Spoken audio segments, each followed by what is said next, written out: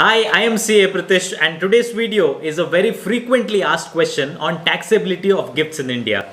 Because whenever you file your income tax returns, you would have received some gifts from friends, relatives and many other people. And in that case, you have to ensure that it is included in your income tax return and you should ensure whether it is tax free or not. In this video, we are going to talk about the taxability of gifts received in India, the gifts that you have received from your friends or relatives, how it is exempted, and most importantly the documents that are required in order to prove that you have received gifts from your friends or relatives in case if there is any query. And most importantly, we are going to talk about from both the payers as well as the receiver's perspective. So as per the Income Tax Act, gift is nothing but any sum of money that you receive without consideration, any immovable property that you receive without consideration, any immovable property that you have received at a reduced price, that is which is less than the government value or stamp value, then that is also considered as gift. Any movable property that you have received for free or without paying any consideration, or any movable property that you have received at a reduced price, that is which is lesser than its fair market value, in these cases we consider as per the Income Tax Act that you have received a gift. Now let us focus on the first point, that is you have received a monetary gift. And in this case, if you have received a monetary gift which is in excess of 50,000 rupees, then it is taxable entirely. If the amount is less than 50,000 rupees, then it is tax free for that particular year. Now let me explain this with a simple example. You have two friends A and B and they both give you 30,000 each. Value is 60,000 rupees in total. In this case, the entire 60,000 rupees is taxable. In case if the amount by A is 30,000 and B is 20,000, which is within the ceiling limit of 50,000 rupees, the entire amount of 50,000 rupees is not taxable at all.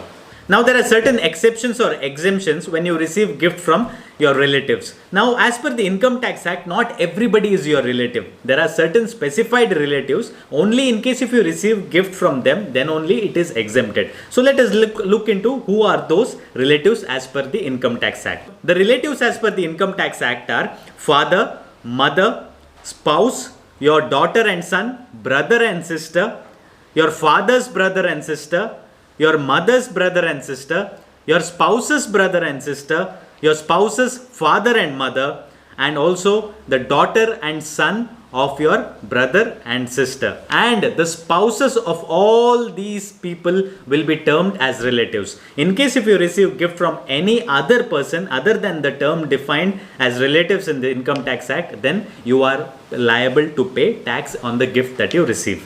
In case you plan to get married and receive any gifts on the occasion of your marriage, then the entire amount that you have received on the occasion of your marriage is also exempted and not taxable. Any money that you receive under a will or through inheritance is also not taxable. Any money that you receive on the contemplation of death of a donor, at the time of the death, if he gives you some amount, then that is also not taxable as per Income Tax Act. The gift that you have received only on the occasion of marriage is not taxable. But in case if you receive gift on the occasion of your birthday, anniversary or any other occasion, then it is completely taxable. So coming to the movable and the immovable property, in case if you have received movable or immovable property at a reduced price or at a price which you have not given at all, that is free of cost, then in that case it is considered as not taxable only in case if you receive it from the relatives. In case if you receive from any other people other than those defined as relatives in the Income Tax Act, then it is completely taxable. Now in case if you are receiving a monetary gift, the question is whether you need to accept cash or a bank transfer is better. So because this is a frequently asked question, so in this case what is more important is that you do not accept any cash, or in case if you accept cash also, it should be below rupees 2 lakhs or 1,99,999 to be precise, because you cannot accept cash more than 2 lakhs as per the Income Tax Act. My advice to you is that you need to always accept gifts through bank transfers itself, because you can justify later point in time in case if you get any income tax scrutiny. And also the most important point that you need to note here is that the donors or the person who pays the gift, whether he has the source to give the gift.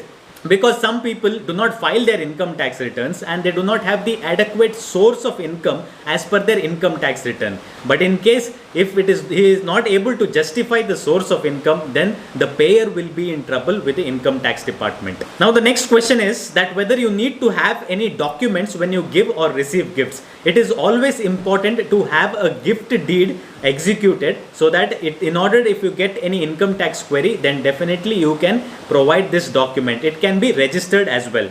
So in case if you have received any gift and it is not exempted as per the definition of relatives, or in case if it exceeds rupees 50,000 in aggregate, then you need to show it as your income under the head income from other sources in your income tax return without fail.